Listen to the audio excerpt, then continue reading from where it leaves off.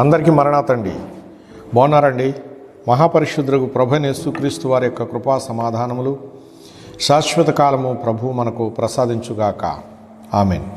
ప్రియమైన స్నేహితులారా, దేవుని పోలికలో ఉన్నటువంటి దేవమానవులారా, దేవాతి దేవుడైనటువంటి ప్రభువారు తన నోటి మాటలతో మనల్ని ఆశీర్వదిస్తూ ఉన్నారు.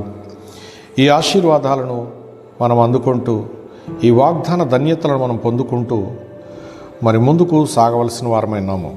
ప్రియులారా, లేఖనాలను మనం చూసినట్లయితే బైబిల్ గ్రంథం నుండి ద్వితీయోపదేశ కాండము 28వ అధ్యాయము 14వ వచనంలో, యెహోవా నిన్ను తలగా నియమించును గాని తోకగా నియమింపడు అని ఒక చక్కని మాట ప్రభువారు చెప్తున్నటువంటి మాట. ఆనాడు తాను ఏర్పాటు చేసుకున్నటువంటి ప్రజలు ఐగుప్తు అనేటటువంటి లోకంలో నుంచి, వారు ఐగుప్తు ఆచారాలు బాగా తెలిసినటువంటి వారు, అక్కడ నుండి ప్రయాణమై దేవుడు చూపించిన మార్గం గుండా బయలుదేరి సాగిపోతున్నటువంటి వారు దేవునితో ఎలా సహవాసం చేసి అభివృద్ధిలోకి రావాలో వారికి తెలియదు. అందువలన ఆయన వారి ప్రయాణంలో దేవుడు మోషే గారి ద్వారా తెలియజేశారు ఎన్నో సంగతులు వారికి. ఆ సంగతులను గురించి మరి ప్రభు యొక్క తన ఉచితమైనటువంటి కృప ఎంత గొప్పదో మనము ఈ సమయంలో తెలుసుకుందాము. దేవుడు తను ఏర్పాటు చేసుకున్న ప్రజలైనటువంటి వారిని వాగ్దాన స్థలానికి తీసుకుని వెళ్ళాలి గనుక, ఆ వాగ్దాన స్థలములో దేవుడు దాచి ఉంచినటువంటి అద్భుతమైనటువంటి మేళ్లను, ఉపకారములను వారు పొందుకోవాలి గనుక, అవన్నీ అందుకొని గనులై ఉద్ధరించబడాలి గనుక, అట్టి వృద్ధి వారు పొందుకోవాలి అంటే వారికి కొన్ని లక్షణాలు కావాలి. కొన్ని పనులు వారు దేవునికి నచ్చేటట్లుగా వారు చేయవలసినటువంటి వారై ఉన్నారు. ప్రియులారా, అందుకు దేవుడు అంటాడు, మరి ఆయన యందు మరి విశ్వాసము కలిగిన వారై ఉండమని ఆయన సెలవిస్తూ ఉన్నారు. ఆయన ఆజ్ఞలను గైకొనమని ఆయన సెలవిస్తున్నారు. ఆయన కట్టడలను అనుసరించమని ఆయన సెలవిస్తూ ఉన్నారు. ప్రియులారా, ఆయన కట్టడలను అనుసరిస్తూ, ఆ కట్టడలను గౌరవిస్తూ మరి ఆయన చిత్తమును మనము నెరవేర్చినట్లయితే గనుక ఈ భాగ్యములన్నీ కూడా ప్రభువారు మనకు ప్రసాదించేటటువంటి వారై ఉన్నారు.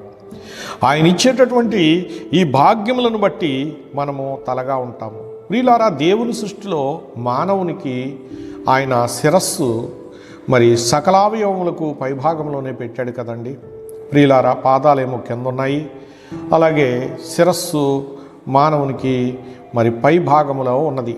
ప్రియులారా, అది ఉన్నతమైనటువంటి స్థితి, శిరస్సు కలిగి ఉన్నటువంటి స్థితి గనుక ఆయన అంటారు, శిరస్సు మరి చాలా గొప్పది గనుక దేవుని కృపను బట్టి స్త్రీకి పురుషుడు శిరస్సు అయి ఉన్నాడు అన్నారు. అలాగే భక్తులకు దేవుడు శిరస్సు అయి ఉన్నాడు అని సెలవిచ్చారు.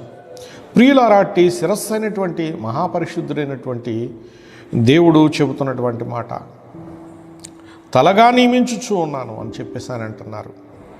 ఎప్పుడు తలగా నియమిస్తాడు అంటే ఆయన ఆజ్ఞలు గైకొని ఆయన కట్టడలను అనుసరించినప్పుడు. ప్రియులారా, మరి దైవజనులు దేవదాసయ్య గారు దైవ సన్నిధిలో ఉన్నప్పుడు ప్రభువారు వచ్చి ఆయనతో మాట్లాడుచూ ఉన్నప్పుడు ఓ చక్కని సందేశాన్ని ప్రభువారు దైవజనునికి ఇచ్చారు. ఆ మాటలో, నేను రమ్మనగా వచ్చి ఏ వాని కడకు పోరాదు, నా నియమిత కార్యములను మాత్రమే, నా నియమిత కార్యములను మాత్రమే నడుపుము మాను కొనరాదు, నడుపుము మాను కొనరాదు, మనోవిచారము కూడదు నీకు, మహిమ తలంపులే కావలెను, నా నియమిత కార్యములను నడుపుకునుము అని చెప్పంటున్నాడు. ఆయన నియమించినటువంటి ఆజ్ఞలను పాటిస్తూ కట్టడలను అనుసరిస్తూ ఆయనకు విధేయులుగా మనం ఉన్నట్లయితే ఆయన మనలను గనులుగా అనగా తలగా నియమిస్తాను అని చెప్పారు.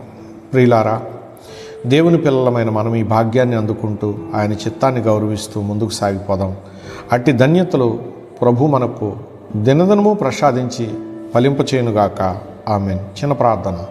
మహాపరిశుద్ధుడా, తమరు సెలవిచ్చినట్లుగా ప్రభువా, యెహోవా నిన్ను తలగా నియమించును గాని తోకగా నియమింపడు అని నీవు రాయించినటువంటి లేఖనములోని వాగ్దాన బలమును నీ బిడ్డలైన వారి హృదయంలో అంతరంగంలో భద్రపరిచి ప్రతి కుటుంబమును ప్రభువా నీవు ఆశీర్వదిస్తూ ఫలింపజేసి మహిమను పొందమని మహిమాస్వరూపుడు యేసు వారికి అప్పగిస్తున్నాను పరమ తండ్రి.